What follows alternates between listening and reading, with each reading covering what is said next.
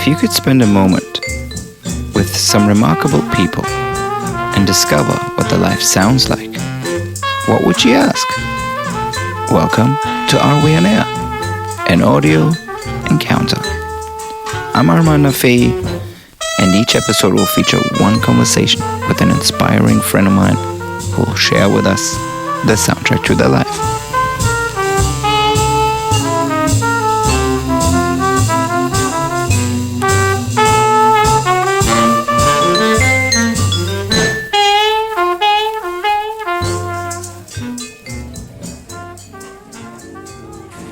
Buenos dias, my friends, and greetings from sunny Ibiza.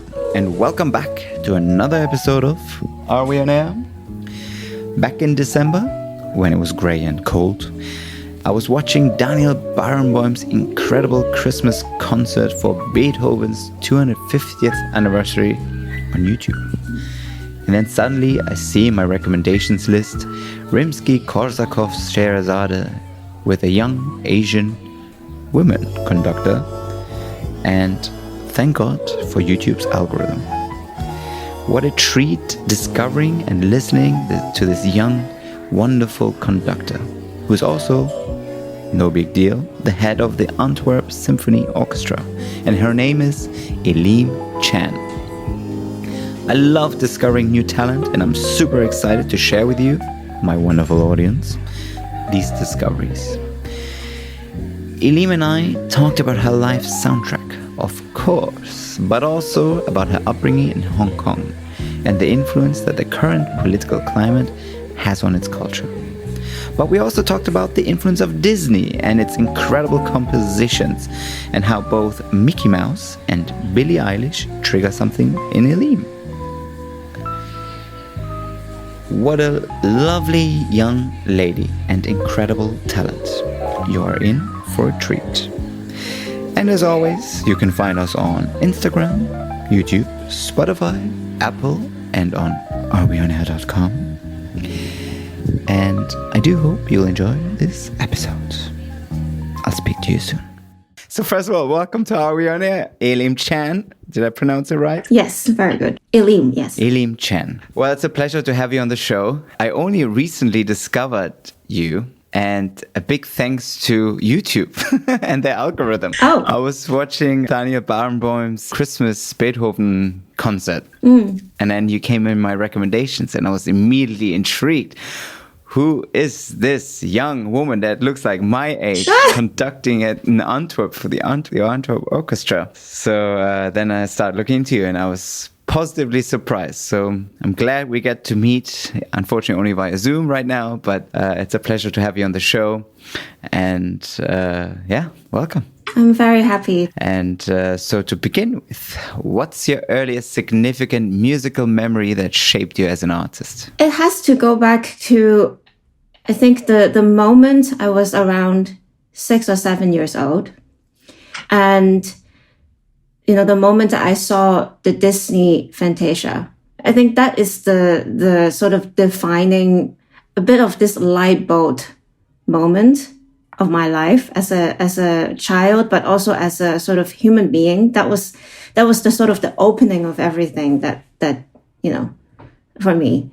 I have always loved music, but and that was the sort of the moment that that music can have that power to open up imagination in that sense. And to me, I think that was the sort of the defining, that really shows me that music can make everything possible. And music is magic. It gives all these seeds, it planted all these seeds in me. And I think it all started from that moment. I love that. How old were you when you first watched Fantasia? I think probably I would say 5 or 6 years old. It's still on this videotape, old style VHS, and you have to go to Blockbuster, to actually rent this thing, So I and the moment that I think Stokowski was, on the podium with Mickey Mouse, the all shadow, it was just so iconic, these moments. And of course the movie contained all these classical pieces that, that still shake the world nowadays. And that was the moment that really, I felt like my whole, like a platonic, tectonal shift, like my whole, like an earthquake in my whole being. So, yeah.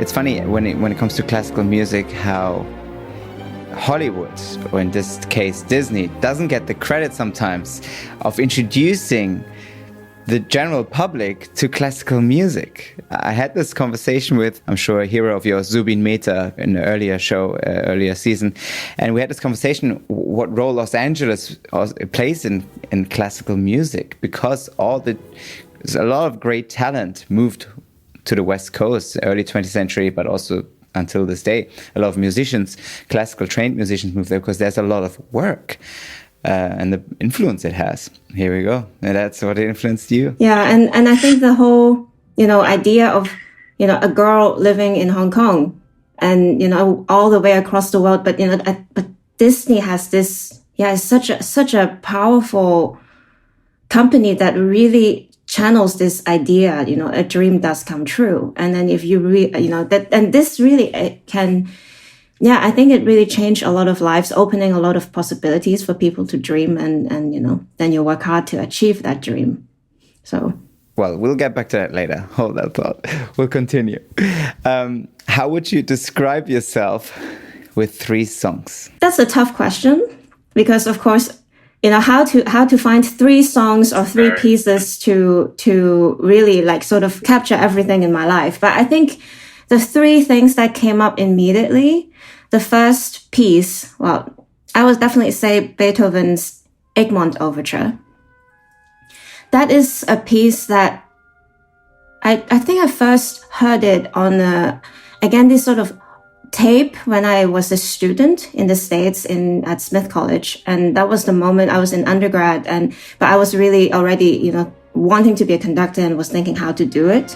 And I watched this tape, which is called, I think, The Golden Age of Conducting. And it all just, black and white movies from, back in the day, very, like huge names, even before Carry On, and that was the moment that I remember there was this moment that Egmont Overture was playing.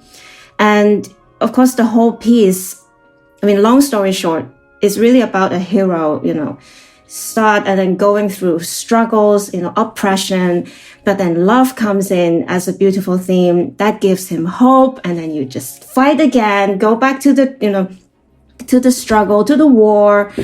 Of course, the hero often doesn't have a great ending, but ultimately, something like, triumph will be achieved in, different ways, And I somehow, this whole, trajectory of a hero has been such a huge idea, and I think that piece, and again, it was the first piece I ever conducted in an orchestra. I was, in an undergrad, and I thought that is it. That's the piece. And that's also the piece that I conducted in the final round in the competition that I won in London, and that, started sort of my whole career.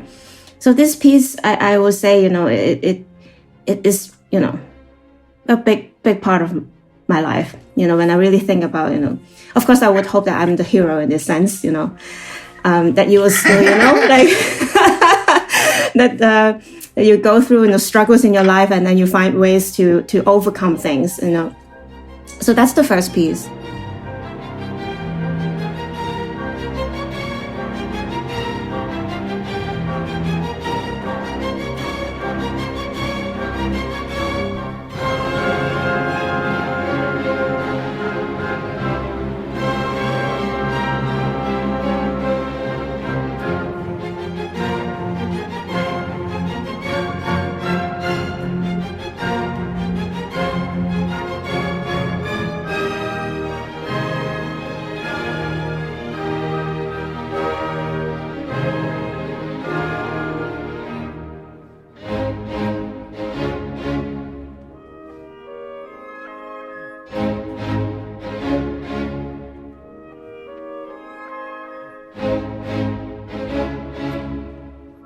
Is there a recording of this? Absolutely, yeah. On Spotify, and easily you can find it. No, but a recording from your graduation, of yourself. That will be in a.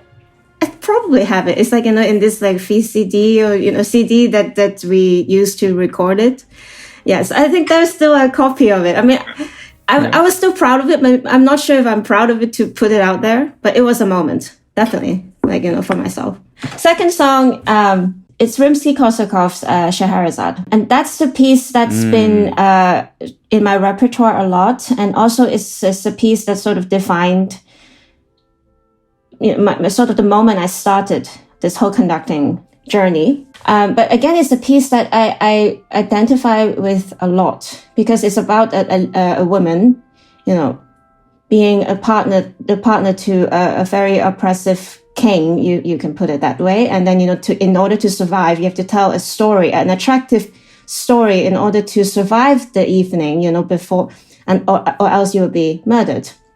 And so every night you have to find a way to entertain someone. And in that sense, and the music really, like, you can see the sort of Scheherazade, how she, in different circumstances triumphs. And again, of course, in nowadays world, it's as a lady, as a young lady, you really have to sort of take control and to be brave. And all this, I think, really, I think the moment I started with this piece, I thought, this is going to be my story. So it's, symbolically and spiritually in that sense. So long story short, that's my second piece.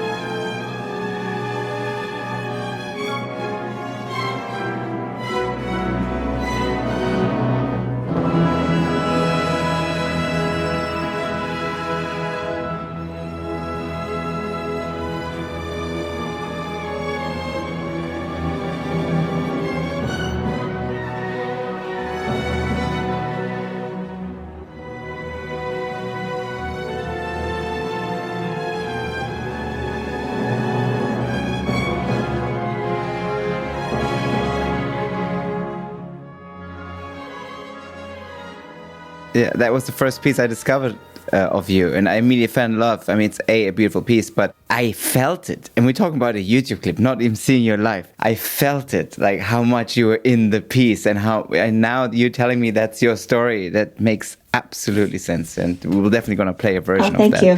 But I love that. Yeah, sorry. No problem. Yeah, that's it. That's a very important piece to me.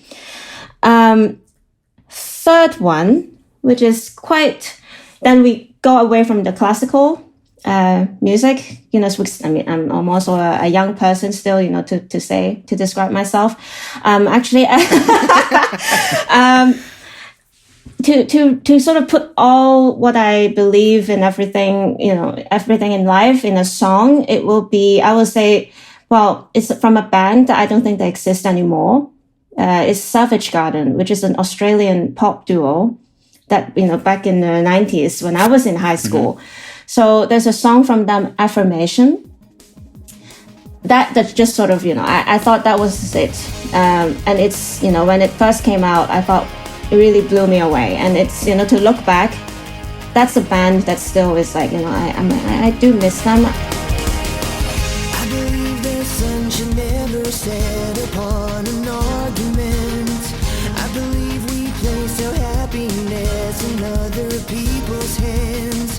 I believe the junk food tastes so good because it's bad for you. I believe your parents did the best job they knew how to do. I believe that beauty magazines promote low self-esteem.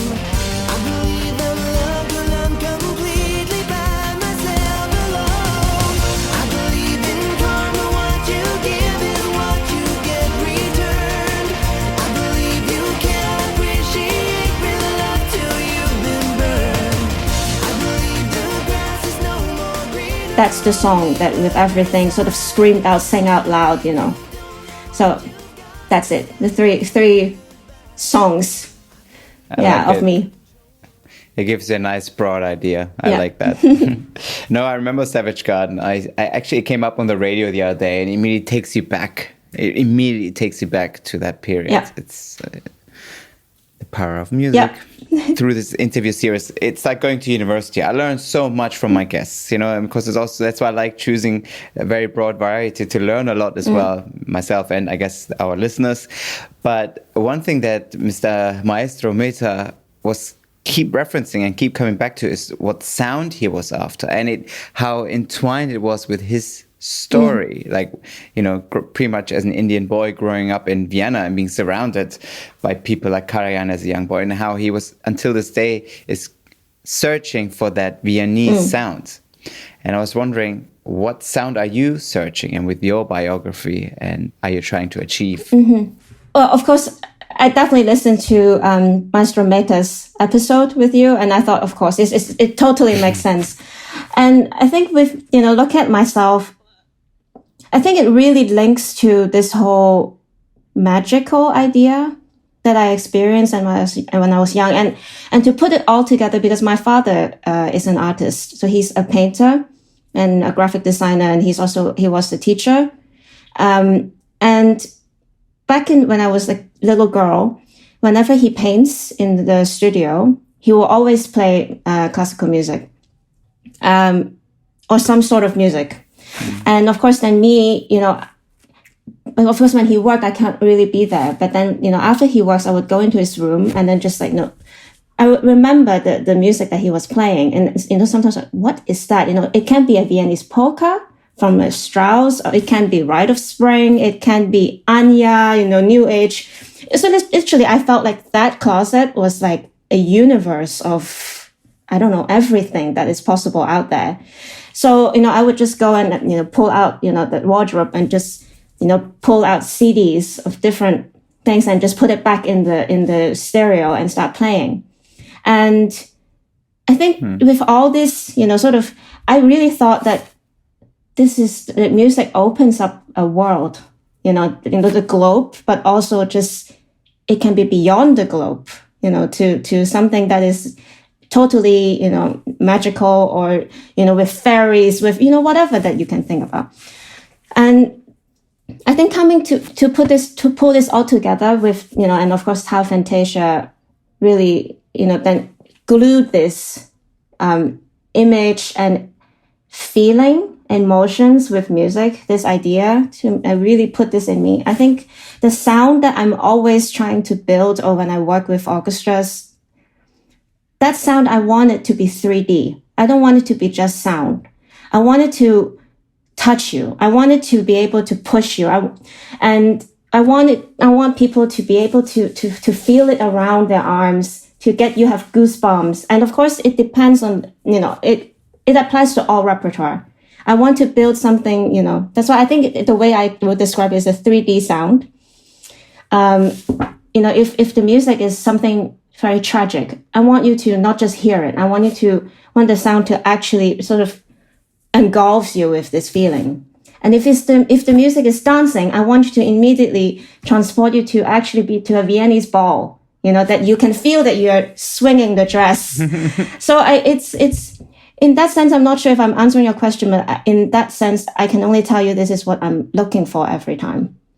Well, no, this is great. It's also, I like this going from 2D to 3D. As yeah. It's interesting, to have that you have a different approach. And I'm sure, I'm just trying to understand the magic of conducting. And you get this, the more you have these conversations with all these different conductors, you start to learn and you start to understand, because it's nuances. Because at a certain level, you have musicians are, okay, of course, there are exceptions to the rule, right? But on average, at a certain professional level, it's just up here. So what makes the difference between this symphony orchestra or this orchestra, or this conductor? It's just the nuances and the personality.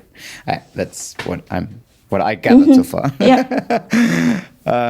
So that's why it's so interesting that you're also going back to this Fantasia influence.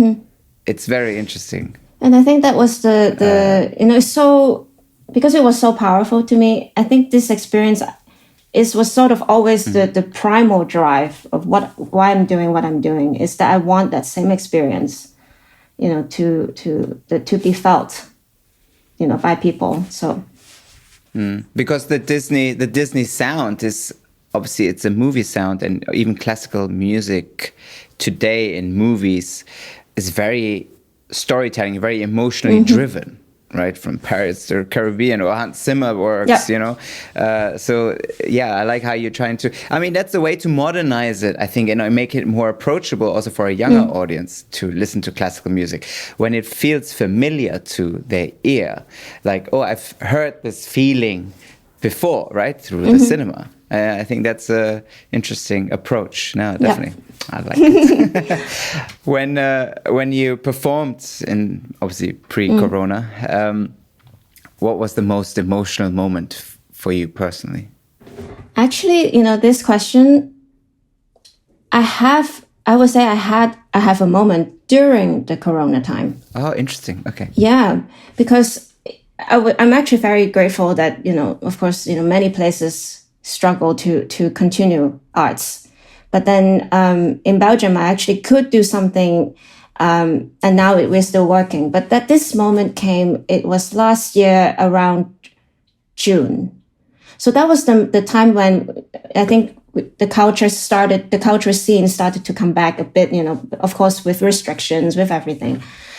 But it was emotional because it was also related to where I come from. So, I'm from Hong Kong, and Hong Kong, of course, looking back, of course, the corona was difficult, but at the same time, it was a city that went through a lot of protests.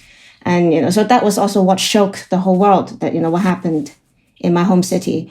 And around June was the time when, a lot of people were, sort of put into jail, were, charged. And also that's the moment when this new national security law was introduced in Hong Kong, because, China wants a sort of stronger grip of what is happening to the city. And that was the moment I also then started to work again in Antwerp. And the program was this piece, Avopert Fractures, with just basically it is a lot of sort of repeating moments, but then like a chorale that the strings keeps playing and it gets stronger, and stronger.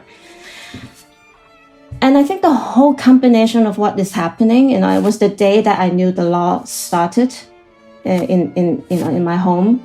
And being in Belgium, being in a place where I'm safe to believe in what I'm believing in, and then to do that piece, I was in tears after the performance of that piece. And I think the musicians felt, something just happened. I think I used that moment on stage. That piece just sort of channeled what I'm feeling. The sort of anguish, that sort of, it's just a mix of, everything in there. So I would say, that was a very emotional experience recently, talking about conducting. Yeah.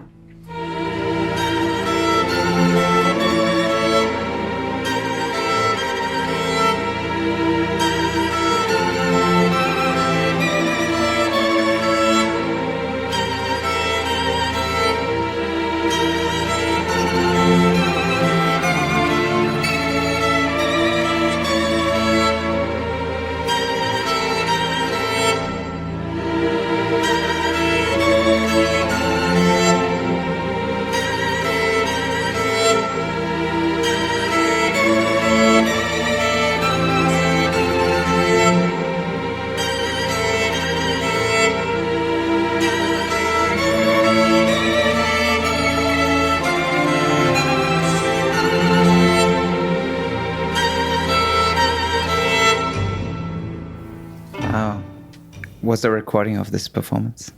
Might be on the radio. I can ask. Yeah, but I think that was quite intense. And I think maybe there were 100 people in the audience. They're of course all scattered. I'm sure.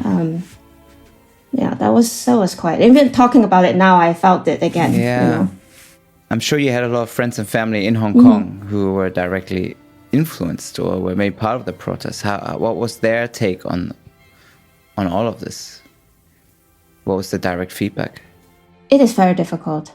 I have, even my grandmother is still there, and of course, I mean, my closest family has left Hong Kong, so they're now living in London. But young people, I think, in that sense, many young families or people who are able to, they all think maybe they should leave. But then, of course, you have to think about leaving your home. It's a very difficult choice. So, what is freedom? All these questions, it is not easy. No, definitely. I mean, I come from a Persian-Iranian family, so my parents, of course, were also left after the revolution. I was fortunate enough to be born in Germany and growing up in Cologne. But it's a similar situation. What is home, and what are you going back to and what the situation is like in the country itself. And you hear it through family and friends, but besides day-to-day life and politics, it also of course has an influence on culture, right? If you can't express your full emotions and opinions, culturally speaking, it's very suffocating, but it also forces the so-called underground to find its way, because culture and creativity will always happen regardless of what. Absolutely. So have you experienced or heard or seen anything that came out of Hong Kong recently that kind of came out of the ashes, so to say? Absolutely, because of what, the whole movement, I mean, since the whole protest, and it's, I think it was pre-corona when it all started. I definitely I was really inspired because definitely you said, this sort of underground, the protest art movement came out, and the imagination and the ways that how they can find other sort of channels and smart ways to express, views, I thought was just so cool. I thought, and that made me even feel stronger of who I am, this sort of very proud, that you want to say, I am a Hong Konger, and I'm still, feeling the same, and and I think exactly in these times that so like sort of this power of who you are and what that wakes up, and then it's channels through, you will find ways, and of course this slogan of be like water, that was such a strong, saying during the whole protest movement. And it can mean so many things. It can, you can interpret it in many ways. But then it'd be like water is like this, water is such a powerful thing that it moves, so fluidly, and you can be so quietly and so it's definitely and hard at the same time. Absolutely. Now also, so philosophical. I love that. What a beautiful saying. Exactly. Very Bruce Lee-like, actually. Totally. Oh, such an icon. Such an icon. This is what it is, okay? I said, empty your mind. Be formless, shapeless, like water. Now, you put water into a cup, it becomes the cup. You put water into a bottle, it becomes the bottle. You put it in a teapot, it becomes the teapot. Now, water can flow, or it can crash. Be water, my friend. It's a good time to be to think about all these things. Well, I think magic is a big theme in who you are and your work. It's obviously a reoccurring theme from Fantasia, I guess, to that experience during the protests. How much, when it comes to conducting, is pure magic, and how much is just painstaking work? Actually, I've been also... It's a question that I've been thinking so much. It's a bit sort of like this, like how much head, how much heart, and I think this all applies to, just as an artist. And for a long time, I have this, such a strong belief that, I need to earn these miracles. miracles are earned, So and of course it like studying music and especially to be a conductor is such a career, a job that takes so much work. You're constantly studying, when you're traveling, you're studying the scores and because the moment you go on the podium, you have to be like 150% ready because you don't want any sort of hint of doubt to leak. And then, and especially as a young Asian female conductor, you literally feel like, the beasts are ready to like, so I always, I have that long time in my head, like, okay, and it's definitely hard work. However, I think after now some few years in the scene, working, I do think that sometimes that work kills off the magic. It kills off the moment of, what if? Sometimes we're so we work so hard because we don't want to make mistakes. We want to achieve perfection. It's all going there, right? But sometimes there are some moments that, because of a mistake, it brought you to something somewhere higher, some place that actually you touch people more, and then these experiences really sort of opened me up to this thing, in the end, like this other quote by, I hope I don't say his name wrong, Roald Dahl, the really, famous children's books writer. Mm-hmm. He's he always he has this beautiful quote about magic as well. Like those who don't believe magic will never see it, and it really sort of like wakes me up. In these moments, wow, a mistake that actually breaks you away from all this hard work, or after all this hard work, you have to be able to let things go. And, go into the unknown territory, a bit of wild, And so I think now to answer your question, I think it's both, but I think the magic part needs to be more. You need to be, because, and in the end, I think it's way more. It's like an ocean that you need to jump in after you prepare everything, Yeah. Well, yeah, I mean, talking about preparing, when I had this conversation with Julian Schnabel, the artist and filmmaker, it's exactly that. You come to the set and you have all these people around you, but you just go and try and just throw things at the wall, basically. But you come prepared. You've done your homework, and then in the moment of action, so to say, you just let it fly and see what happens. I think that's the same. It's very similar. Well, to make it a bit more complicated, what if, how much luck plays part of this to even get to that stage? I do think I have been a lucky girl. And I know that people always say, oh, come on, like they always sort of push this phrase away. But I do think it is there. You need to be at the, at the place, at the moment where you feel fit. You sometimes wake up and you have an extra spark. I don't know. And some days you wake up, you're like, oh, goodness. And so somehow, how can have all those things lined up, have all 9 planets lined up, and then you have Hercules, like these moments. And you go back to this whole theme of me believing in magic. Yeah. You can't just everyone take up a wand and swing and then you expect, the perfect spell to happen. So. Well, also to our listeners to help them ease in if they're not familiar with the classical sound. What should they pay attention to when they listen to different recordings, different instrumentations, maybe it's the same piece done by a different orchestra? How can they train? Obviously, it's you. The more you listen, the better you get at it, right? It's just like even looking at art. It's the same thing. The more you see, the more you start to understand. Yeah. I remember the first time I was really surrounded by serious art, I was asking my art curator friend next to me, so what do I have to look at? What do I have to look? Is it like the color? Is it the, and it's the same for music. Is it, how can they learn to train their ear to hear the nuances? Yes, between the different sounds.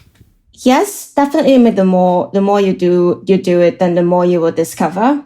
Of course, with an open mind. Every time you have to tell yourself, don't be scared to make mistakes. Because I think, especially for an amateur, and I think in any sort of way, if you are new to something, you have to really throw this idea of making mistakes away. Like put it outside the door, because I'm just going to go in and anything I say is possible. And I think for, listening to music, I'm the only musician in my family. So actually, to talk about convincing, my non-musical family to come, like, classical music is not scary, and I think the first thing I do is put the terms away, put them, you don't need to know what is an ostinato, all this stuff. But I always think that I tell them to really relate to what you hear, to something that, like an emotion, a feeling, maybe a memory, an imagination. It can be, if you think that, this sound makes you think of, a little flirtation between, a couple, then let it be like that. Or, if this reminds you, like, this sounds like a fat man, drinking beer in the bar, let it be like that. And then later you can tell them, oh, because this scene is about, the cello and bass is playing pizzicato because they try to describe, this dance, a Russian dance, for example. Then you give them more things to latch on. But I think it always is important to not immediately shut down someone's interpretation or an idea of what they hear, but actually encourage them to latch on that, because this is the beginning of how they understand or appreciate something and find relations. How does this relate to what my experiences are? And I always also relate this experience to learning about wine, like you said, learning about serious art. It's really terrible when you first start something and then, and immediately, because we all try to do it right. I think this whole, very stiff impression that we all have. Approach, a very clinical Absolutely. approach. And I think because of that, it turns away a lot of people immediately from the beginning stages. I felt like, I don't know, I only know like white wine, and and then you have to taste it, and then you have to say like, what is the acidity? How do you feel the tannins? And blah, blah, blah. I don't know. I just think this is. And you just mix red and white, and rosé. It becomes Exactly. Rosé, right? So, I think so. So yeah, these are. It's going back to the theme of visualization and making it a 3D. Yeah, I do believe that very strong. Right. That's what it's going back to. Yeah. Yeah. Exactly. Like that.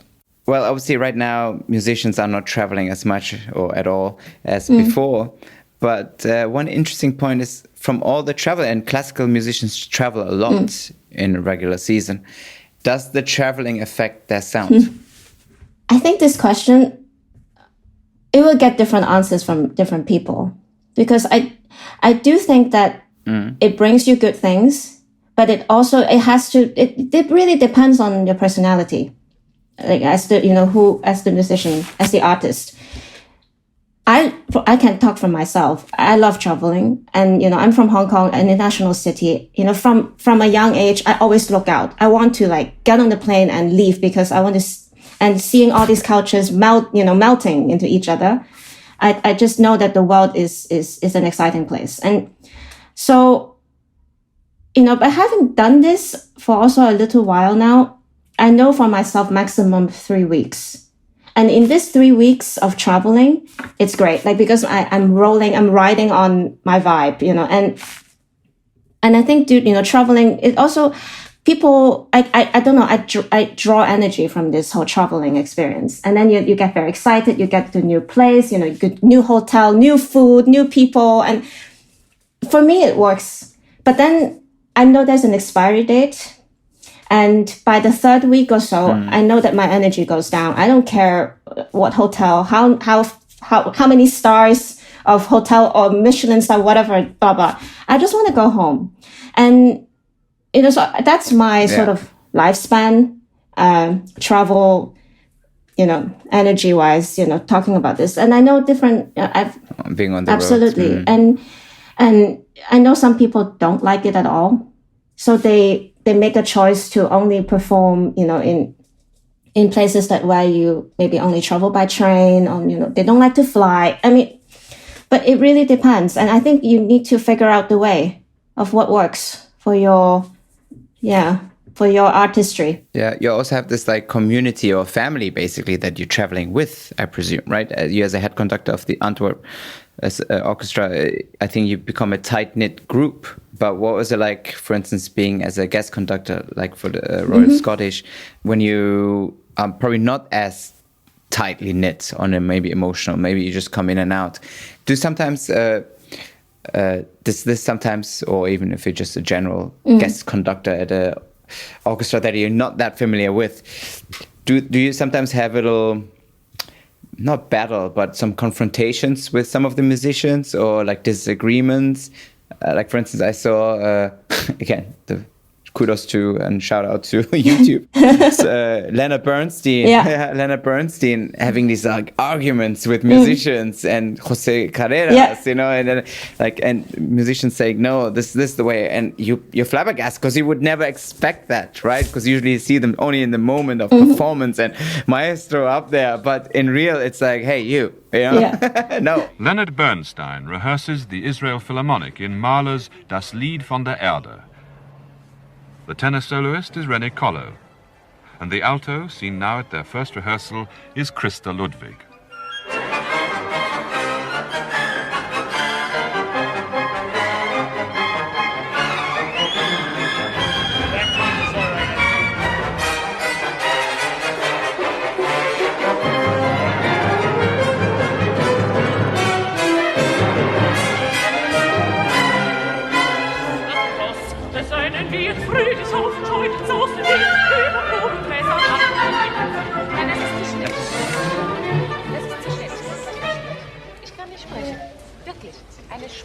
This is so much slower than I ever do it. The inner schneller comes here. We haven't even come to that. Okay, before 14, please. 5 bars.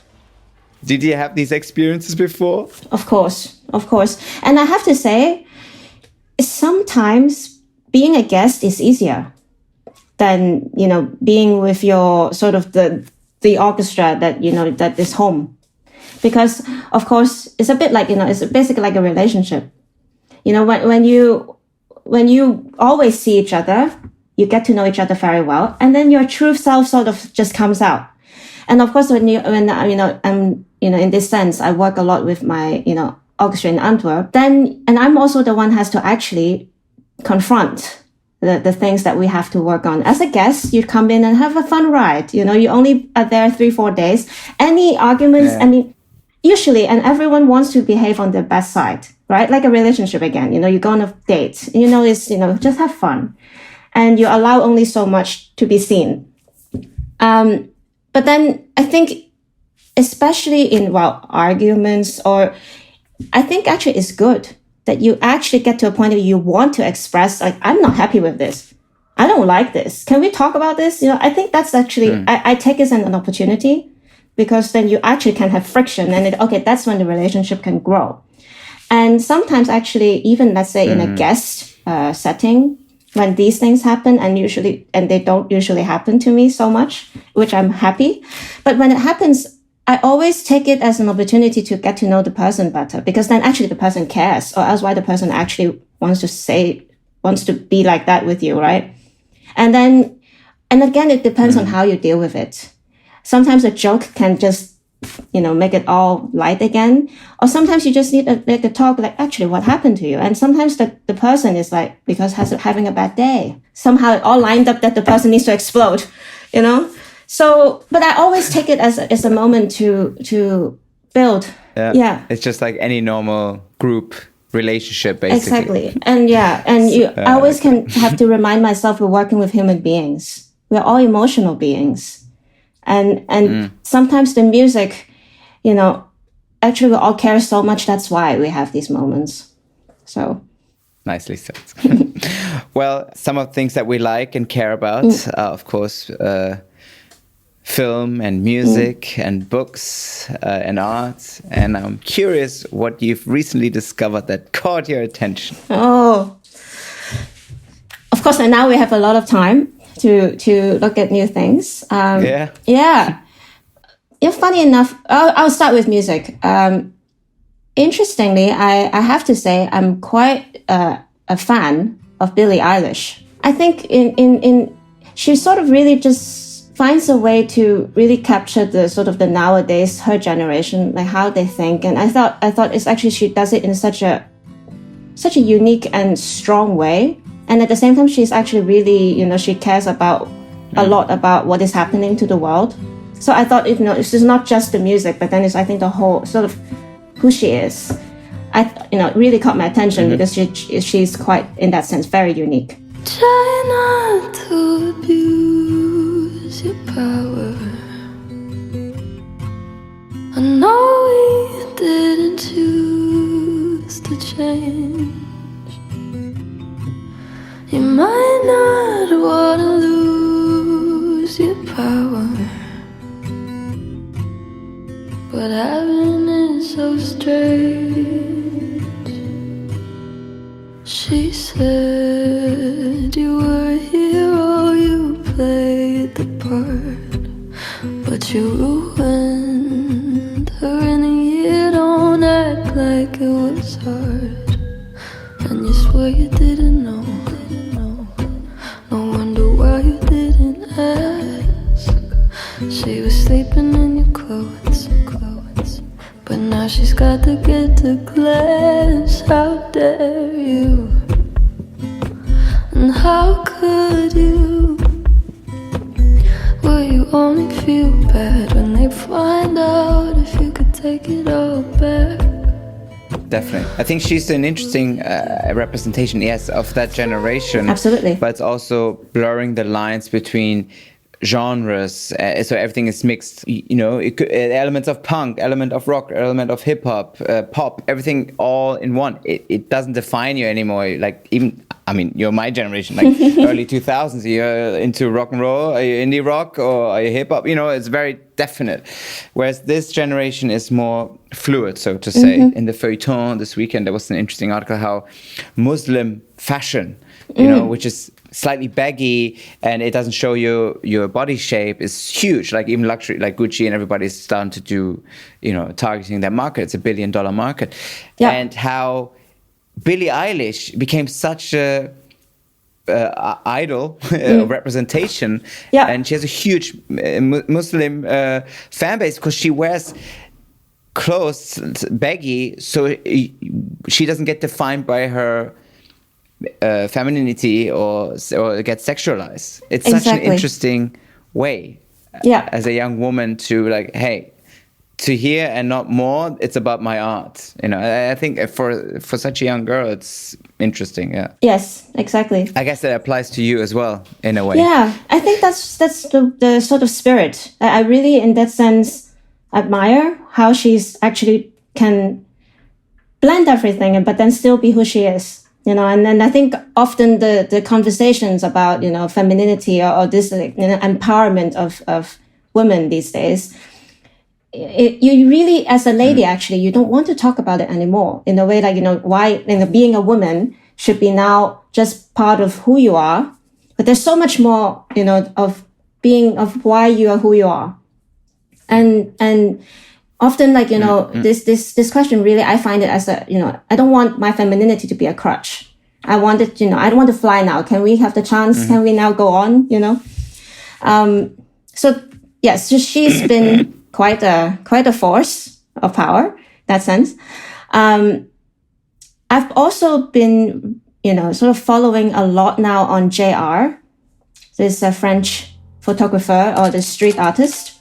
My name is JR. I like to call myself an artist. There's two ways of thinking about my work. The easy way is just I'm papering black and white images on walls. But I believe my work is about connecting people. For me, it's the power of bringing people together. When went there to do art projects with the community. Now, I realized that the community wanted to do art projects even more than I wanted. And start thinking, why don't I take myself out of the equation and let them do it? So the wish was pretty simple, is you just put up a website and you can send us your photo for whatever you believe in or whatever you want to fight for. We'll send you back your photo in large format wherever you are in the world. Every day I see roles living around the world. The project went much further than the places I've been, and that shows the power of art. And photo booth struck is the magic of it. Yes, JR, yes. So, yeah, the first time, of course, I sort of got to know him. His work was this cover that he did for Time magazine, The Guns in America. So that was really, sort of blew me away, because it was such one cover, and how he, put all the images, like 245 Americans, and of course, Guns in America is another huge topic, and socially it's very important to talk about. And that cover brought me to definitely wakes me up to his work. And I think he's someone, again, talking about social issues, talking about shedding light on things that we all are somehow too busy to think about. He found a way to found such a very powerful way to get you to pay attention. So I think he's someone definitely, of course, then seeing how he does it makes me think about, as a musician, you want to, of course, we all have big dreams. You want to get on the Berlin Phil stage at one point, all this. But then when you see artists like this. What is your dream? What's the ultimate gig for you? Goodness. I think now we the ultimate gig. Gig, maybe the first conductor to conduct on Mars. Now we have to think further, no? I like that. So, shout out to Elon Musk. Yes, work on it. So, yeah. I like it. So these things are so many things. Yeah, it's unlimited. Well, to go slightly more intimate, our last 3 questions. So what's your go-to falling in love or heartbreak song? Can I have both? Can I have one song for each? You can have both, absolutely. Yes. Well, I will go back to my my band back in my high school years for the falling in love song. That I cannot immediately, but I will have to say is the song I Knew I Loved You, also by Savage Garden. And so I think they took this lyric from not a tattoo, sorry, like a graffiti on a bench. It's just like, I knew I loved you before I met you. I mean, just this line, I thought, I'm done. I'm melted. Wow. So it's so again, it's such a song again, from that time. But I still think that it still melts me now. Maybe it's intuition, but some things you just don't question. Like in your eyes, I see my future in an instant, and there it goes. I think I found my best friend. I know that it might sound more than a little crazy, but I believe I knew I loved you before I met you. I think I dreamed you. Heartbreaking song actually is a song that it caught me, and it stayed with me somehow so strongly. It was a very late night. I didn't sleep as a teenager. I turned on, it was MTV playing. It was Pet Shop Boys singing, "You only tell me you love me when you're drunk." This song for me, I think till now is a message that's I think I don't ever want that, but it's a song that also how they sing it, and with that sound, that sound world has this a bit like out of reality sound, What a performance tonight. Should I react or turn off the lights?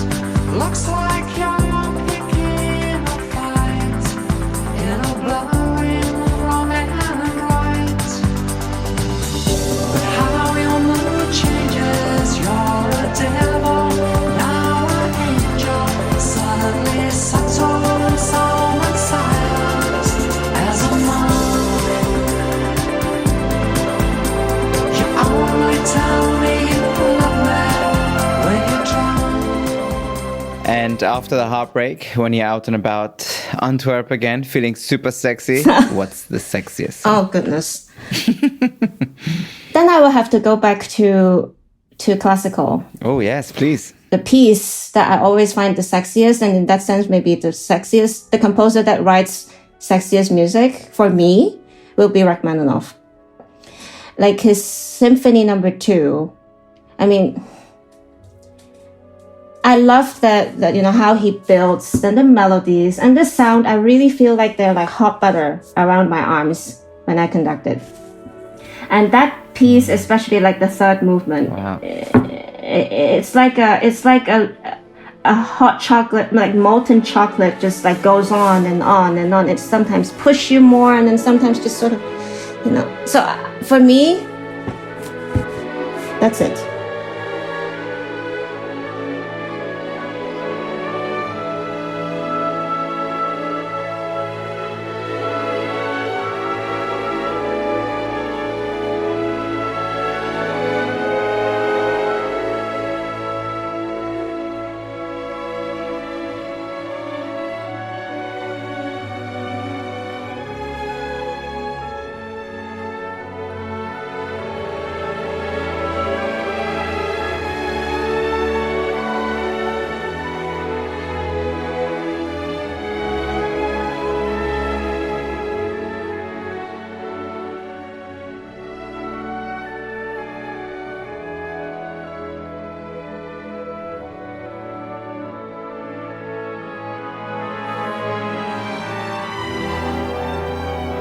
I love that.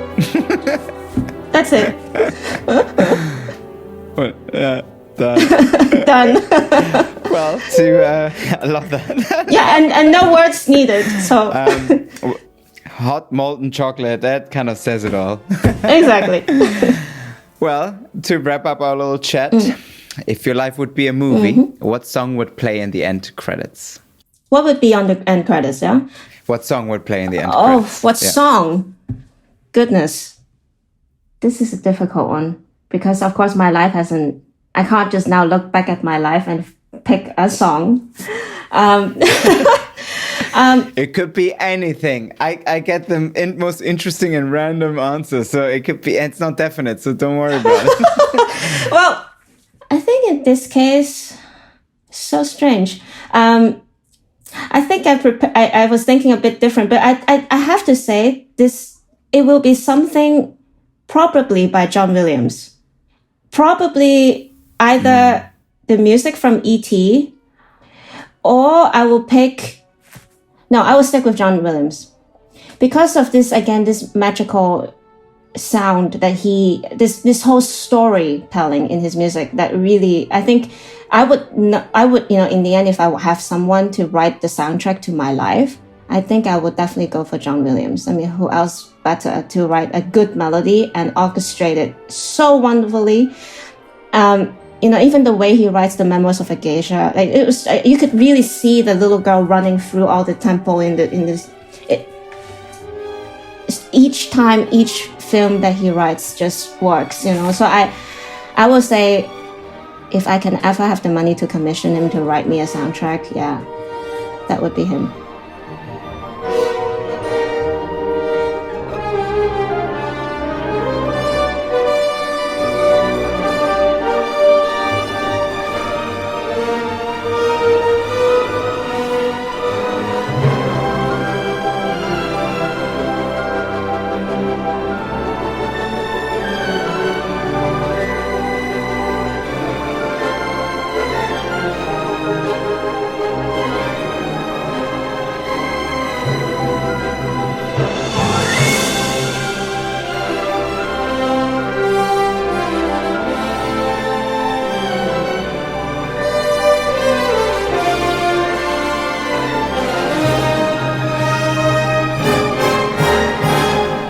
Amazing.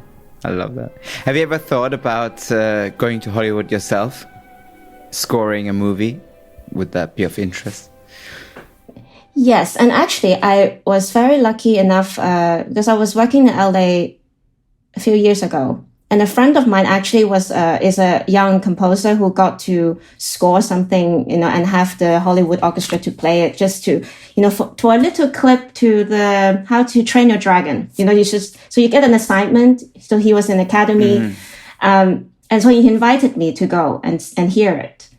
I thought it was so cool because, of course, you have such an, already the music was married, to the music, to the image. And of course, to hear a different interpretation on the same image was mind blowing. And now, to sort of go back to the whole idea of how we started this conversation, image and story and music. Yeah, I'm not a composer, but those moments when I was like, I want to try to do that. It would be amazing to even just conduct, if you get a chance to conduct the new music, music to the new Star Wars, for example. How cool. That may be another of my ultimate dreams, Have to conduct that in Mars, probably. Among the stars. Among the stars, exactly. Yeah. Well, hopefully we'll get to meet soon, and hopefully we'll get to work together at some project, and I can't wait to see you live. Elim, it's been a real pleasure to have you on the show. Same, a big pleasure for me as well. Yeah, love it. Thank you. Yeah. And well, I hope to see you sometime this year. Yeah, absolutely, Armin. Yeah, thank you. Thank you for getting me on to the show. Yeah.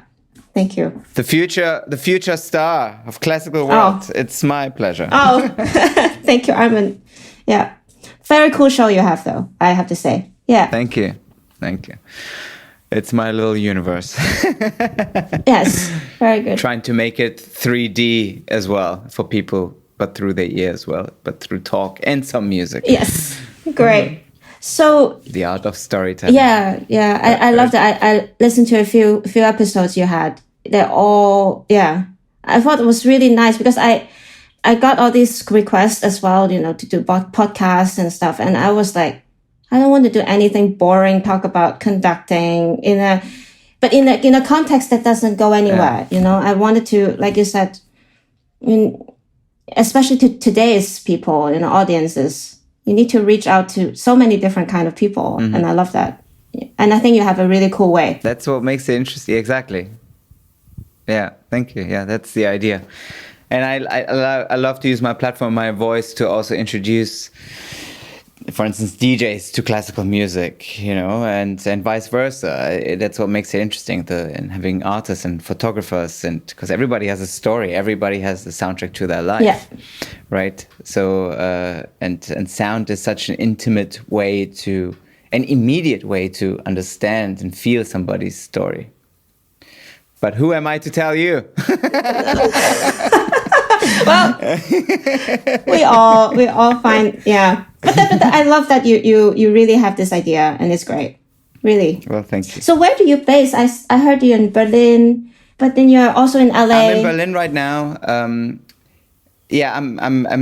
Well, my story is from Cologne to London to New York to LA, and now because of Corona, I just came back to Europe because I can jump around between countries. There's more work, and it's also just more fun. Yeah. And then hopefully sometime later in the year, head back to Los Angeles. But who knows what the world will look like? So, I have a sort of a relationship with the LA Phil because that's also a place now. I had a fellowship with the Mel, and then I went back now. I will go my third time. I'm trying to get Gustav on the show too. Yeah, I think he's another one. Has such a fantastic I've been trying to get hold for a year now. I hope you get him, so. Yeah, we will. You can't escape. I will get him. Exactly. All right. Well, thank you very much. Okay. Thank you, Arman. Have a good day. Thank you. You too. Yeah. Bye-bye. Bye.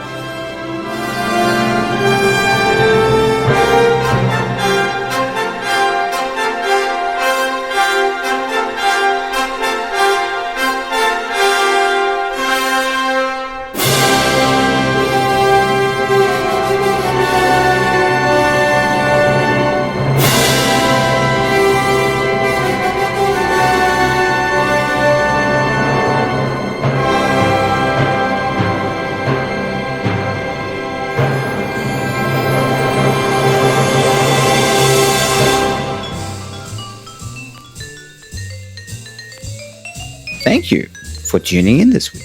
If you want to listen to the full playlist, visit areonair.com or our Spotify channel. You can also find us on Instagram and on YouTube at areonair. And a big thank you to my wonderful team at Studio No. I'm Arman and I'll speak to you soon.